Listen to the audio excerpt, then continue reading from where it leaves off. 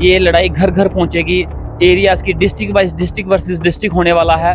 और अगर यही सिलसिले चलते रहे तो आने वाले वक्त में मैं आपको यकीन से कहता हूँ लोगों के मुद्दे साइड पे रह जाएंगे, यही पार्टी पॉलिटिक्स के मुद्दे आगे बढ़ेंगे, यही एरिया के, रीजन के, लैंग्वेज के, इन्हीं मुद्दों पे लड़ाइयाँ झगड़े होंगे और हमारी आने वाले टाइम में असेंबली इसी में खत्म होगी। अगर वो भाजपा से हैं तो मैं श्यामलाल जी को बोलूँगा कि उनको थोड़ी सी तहजीब आप उनको भी सिखा दीजिए। जो आपके पास ब्रह्म ज्ञान पड़ा है ना इतना ज़्यादा, जिसका ढिढोरा आप असेंबली में पीटते हो, वो थोड़ा सा उनको भी दे दीजिए। मैंने एनसी को समर्थन दिया, इन्होंने भी तो पीडीपी को समर्थन दिया था। इसका मतलब मेरे से बड़े दलाल तो ये हुए। बनी के काम करो गिनवाए, इनको बनी के काम से, बनी की डेवलपमेंट से दिक्कत क्या है? इनको परेशानी है कि बनी में डेवलपमेंट क्यों हो रही है? ये गर्व है इस बात का कि मैंने ऐसी सरकार को समर्थन दिया है जो मुझे किसी भी मुद्दे पे बोलने से नहीं रोकती है। इनकी तरह इनको ऊपर से आदेश आते हैं, आप इस टॉपिक पे नहीं बोलेंगे, आप इस चीज पे नहीं बोलेंगे, इनको ऊपर से लिख के याद है मुझे सर, यूजीसी के कानून पर ताला लगा। बिल्कुल बिल्कुल, क्यों नहीं बोले उस समय? अगर इतने जम्मू के ये वफादार थे, यूजीसी पे बोलना था ना। आज सदन का तीसरा दिन और तीसरे दिन में ही दोबारा से हंगामा। डॉक्टर रामेश्वर जी, क्या आपको लगता है जिस तरीके से सदन चल रहा है, यहाँ पर हकों की और हुकूकों की बात होगी, जनता की बात होगी, क्योंकि जब से सदन लगा है, ये मे बी 5th सिटिंग है, यहाँ पर हमेशा ही हंगामा देखने को मिला। आपको लगता है कि इस तरीके से जनता की बात रखी जाएगी? देखिए, मुझे नहीं लगता कि इस तरीके से हम लोग पब्लिक की बात रख पाएंगे, लोगों की बात रख पाएंगे। हर एक एमएलए चुन के आया है, उसको हक है यहाँ पे अपने इलाके की बात करने की, अपने इश्यूज एड्रेस करने की। लेकिन हर मुद्दे को पार्टी का मुद्दा बना दिया जाता है, एक कंट्रोवर्सी क्रिएट की जाती है। हर मुद्दे को जम्मू वर्सेस कश्मीर बनाया जाता है। आज तो पीर पंचाल वर्सेस जम्मू भी बना दिया गया। और आने वाले टाइम में मुझे लगता है ये लड़ाई घर घर पहुंचेगी, एरियाज़ की district wise district versus district होने वाला है।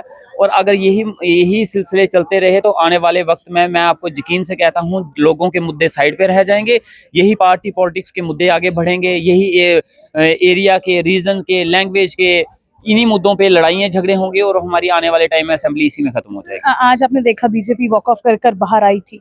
बीजेपी ने 2 शब्द जो हैं वो इंडिपेंडेंट कैंडिडेट्स के लिए कहे हैं। आप भी एक आजाद उम्मीदवार हैं, आपसे तो जरूर मैं पूछूंगी ये सवाल। पहला उन्होंने ये कहा है कि जो व्यक्ति अब्दुल्ला सरकार की नुमाइंदगी करता है, जनता की नहीं, अब्दुल्ला सरकार की नुमाइंदगी करता है, उसे सदन में बोलने का मौका दिया जाता है और कल 25 मिनट आपको बोलने को मिले हैं। दूसरा, आपको दलाल तक का शब्द जो है वो कह दिया गया है।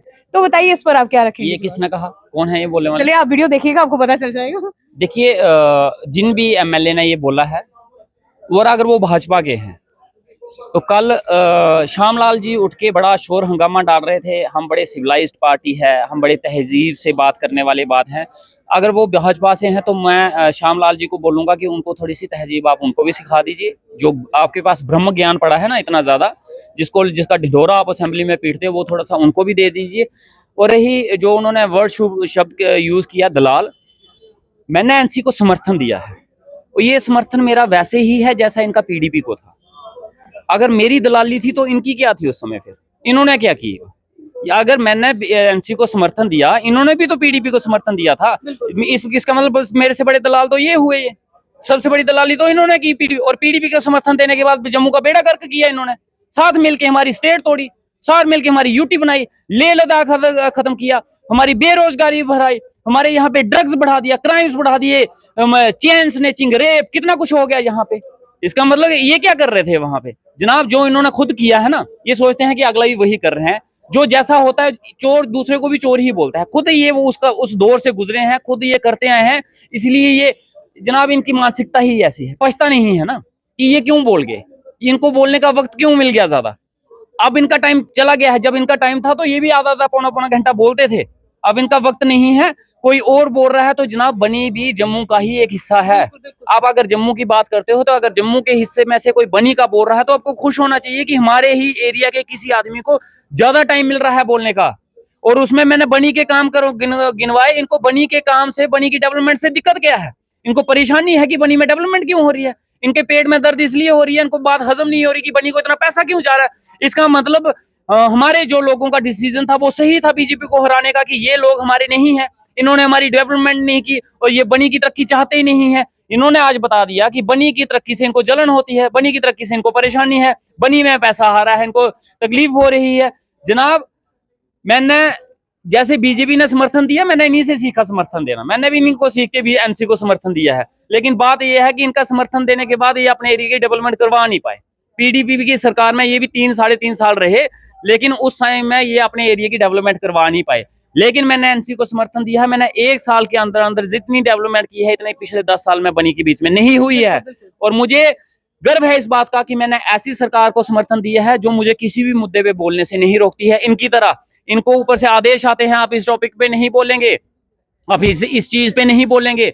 इनको ऊपर से लिख के ये याद है मुझे सर, यूजीसी के कानून पर ताला था। बिल्कुल बिल्कुल, क्यों नहीं बोले उस समय? अगर इतने जम्मू के ये वफादार थे, यूजीसी पे बोलना था ना, क्यों नहीं बोले? माता वैष्णो देवी कॉलेज के ऊपर क्यों नहीं बोले? ये कॉलेज बंद करवा दिया इन्होंने, क्योंकि ऊपर से स्ट्रिक्टली आदेश थे नहीं बोलना है। मैंने जिस पार्टी को जो समर्थन दिया है, आज मैं किसी भी मुद्दे पे, किसी और इवन की मैं सरकार के खिलाफ भी कई बार बोल देता हूँ, लेकिन आज तक मुझे किसी सरकार ने, मुझे सीएम साहब ने कभी नहीं टोका कि तुम इस मुद्दे पे मत बोलो। वो हमेशा मुझे खुल के बोलते हैं और मैं शुक्रिया अदा करता हूं कि असेंबली लगने पे स्टार्टिंग में ही मुझे बोलने का मौका दिया गया। जहां तक बनी के नुमाइंदों को आज तक बोलने का मौका ही नहीं मिला, वहां आज असेंबली शुरू होते ही सबसे पहले मौका मुझे मिला है। मैं शुक्रगुजार हूं उमर साहब का कि बनी को ये मौका मुझे नहीं मिला है जनाब, ये मौका बनी को मिला है बोलने का। और पहली बार ऐसा हुआ है कि असेंबली में इतना टाइम जो है बनी को बोलने का दिया जा रहा है, इतना पैसा दिया जा रहा है। और उसके बाद अगर मैं एनसी जैसी उमर साहब की तारीफ ना करूं तो क्यों ना करूं? क्या इस वजह से कि वो मुस्लिम है? क्या इस वजह से कि वो एनसी पार्टी से हैं? लेकिन अगर जनाब ये 2 चीजें देख के अगर मैं एनसी की या सीएम साहब की तारीफ नहीं करूंगा तो सबसे बड़ी जलालत कोई नहीं हो सकती, इससे बड़ा गिरा हुआ इंसान कोई नहीं हो सकता। मैं आज भी काम गिनाने लगूं तो 2 अरब 28 करोड़ 2 अरब 28 लाख 2 अरब 28 लाख रुपया 1 साल के बीच में बनी के लिए रिलीज हुआ है। किसी को चाहिए होगा मैं पूरी डिटेल दूंगा। और मुझे गर्व है कि मैं उस पार्टी के साथ, इनके साथ जुड़ा होता तो आज मैं भी सीढ़ियों पे बैठ के धरने दे रहा होता, जिंदाबाद मुर्दाबाद कर रहा होता, पीर पंचाल वर्सेस जम्मू कर रहा होता, जम्मू वर्सेस। शुक्र है मैं इनके पास नहीं गया, इनके धरनों में जाके मैंने यही करना था। आज मैं उसके साथ जुड़ा हूँ जो डेवलपमेंट की बात करते हैं और जो डेवलपमेंट की तरफ चल रहे हैं। सर लास्ट मेरा एक मुबारकबाद आपको देना चाहूंगी। देखिए सरथल जो है वो अब गुलमर्ग बनने की राह पर आ रहा है और बहुत बड़ी अमाउंट जो है वहां पर भी रिलीज जो है वो इस समय हो चुकी है। सर स्नो फेस्टिवल आ रहा है, पहली बार स्नो फेस्टिवल देखने को मिला है, लेकिन इसमें सबसे बड़ा सवाल ये है कि पहली बार वहां पर बर्फ पड़ी है क्या? आपसे पहले भी कई विधायक थे, तो कहीं ना कहीं यहाँ पर बिल्कुल स्पष्ट और सीधा साफ तौर पर एक हम कहेंगे एक सीधी तस्वीर सामने आ रही है कि आपकी कॉन्स्टिट्यूंसी को निगलेक्ट किया गया था और आज आपने करोड़ों की लागत से अपनी कॉन्स्टिट्यूंसी को एक शहर बनाने की राह में लाया है। तो कैसा लगता है, खुशी होती है दिल में? मैं आपसे ईमानदारी से पूछूंगा, क्या आज से पहले कभी आपने बनी कॉन्स्टिट्यूंसी का नाम सुना था? बिल्कुल नहीं। कि आपको पता था कि बनी बसोली, आज सभी यही समझते थे बनी बसोली एक है। जहां तो उनको लगता था बनी का नाम लो तो जहां तो बनिहाल समझते थे, जहां तो ढलोजी वाली साइड बनी खेत समझते थे। सरथल तो छोड़िए परे, सरथल का किसने नाम लेना है। आज वहां पे विंटर फेस्टिवल, स्पोर्ट्स फेस्टिवल जैसे प्रोग्राम हो रहे हैं। सीएम साहब ने वहां 25 लाख तक रिलीज किए हैं प्रोग्राम करवाने के लिए। 1 करोड़ रुपया वहां पे इंफ्रास्ट्रक्चर के लिए, स्पोर्ट्स विंटर स्पोर्ट्स के लिए वहां पे रिलीज किया है। और क्या चाहिए जनाब, इससे ज्यादा और क्या चाहिए? आज अगर बनी का नाम गूंज रहा है, बनी में फेस्टिवल्स हो रहे हैं, टूरिस्ट आ रहे हैं और ये सारी चीजें हो रही हैं, तो ये इसी वजह से हो रहे हैं कि हमने उस सरकार को समर्थन दिया है जो डेवलपमेंट की बात करते हैं। मेरे से पहले जो एमएलए थे वो भाजपा के थे ना। मुझे बताएं कि इन्होंने कितने फेस्टिवल करवाए वहां पे, टूरिज्म को बढ़ाने के लिए बनी में क्या क्या योगदान रहा उन लोगों का। कितने ही उन्होंने अपने जो ये एलजी साहब थे यहाँ पे, जो इनकी ही पार्टी से कहीं ना कहीं लिंक रखते हैं, उनके थ्रू वहां पे कितने प्रोग्राम करवाए, उनसे कितना पैसा रिलीज करवाया। सिर्फ हवा में बातें करेंगे ये लोग, सिर्फ शगुफे छोड़ेंगे, हिंदू मुस्लिम करेंगे, जम्मू वर्सेस कश्मीर करेंगे, जम्मू वर्सेस पीर पंचाल करेंगे। तो जनाब ये गंदी राजनीति है। इस राजनीति से, और ये लोग समझ रहे हैं, ये हमारे लोगों को अब समझ आ रही है कि जनाब भाजपा की राजनीति क्या है। ये कैसे किस तरीके से हिंदू मुसलमान करके हमसे वोट लेते हैं, कैसे ये इंडिया वर्सेस पाकिस्तान करके हमें वोट लेते हैं और फिर 5 साल उसी में निकाल देते हैं। 5 साल, और याद रखना जितने भी लोग जम्मू से और भाजपा से जीते हुए हैं, उन लोगों में कितनी डेवलपमेंट होगी, उन एरियाज में वो अपने इलाके में कितनी। आज ये असेंबली में शो डालते हैं एनसी का मैनिफेस्टो उठा के कि एनसी की ये मैनिफेस्टो हैं, ये अपना मैनिफेस्टो पूरा नहीं कर रहे। तो जनाब जब बीजेपी की जीते हुए नुमाइंदे या एनसी के या कांग्रेस के या मैं जब जीते थे तो हमारा अपना एक मैनिफेस्टो था एरिया का। हम एनसी के मैनिफेस्टो पे थोड़ी ना जीते थे, हमने तो भी तो लोगों के बीच में कोई प्रोमिस किए थे, हमने भी तो उनको कोई ना कोई इंश्योरेंस दिए थे। आप अपने इंश्योरेंस की बात कीजिए ना, जिनके दम पे आप वोट लेके आए हो, आपने कितने पूरे कर दिए? आपने अपने इलाकों में जो लोगों को रोजगार देने की बात की थी, जो वहां पे इंफ्रास्ट्रक्चर को डेवलप करने की बात की, उसमें आप अभी तक कितना कामयाब हुए हैं? आप एनसी के मुद्दों को उठा रहे हो, एनसी के मैनिफेस्टो को उठा रहे हो, वो एनसी का मैनिफेस्टो था, आपका नहीं था। आप अपने मैनिफेस्टो पे बात कीजिए और अपने जो लोगों के बीच में बात की है। हर एक एमएलए अपनी कॉन्स्टिट्यूंसी का चीफ मिनिस्टर है। अगर उस एरिया की डेवलपमेंट नहीं हो रही है तो नालायकी उस एमएलए की है। सबसे पहले सरकार के ऊपर भांडा फोड़ने से पहले वो अपने गिरेबान में झांक के देखे कि वो एज ए एमएलए अपने इलाके के लिए क्या कर पाया है। और सरकार तो दोनों जगह है, जिसकी सरकार जम्मू में नहीं है उसकी सरकार दिल्ली में है। जो जिसको लगता है कि जम्मू की सरकार मुझे नहीं दे रही तो जनाब वो दिल्ली की सरकार से जाके लेके आए ना, वहां क्यों नहीं जाता?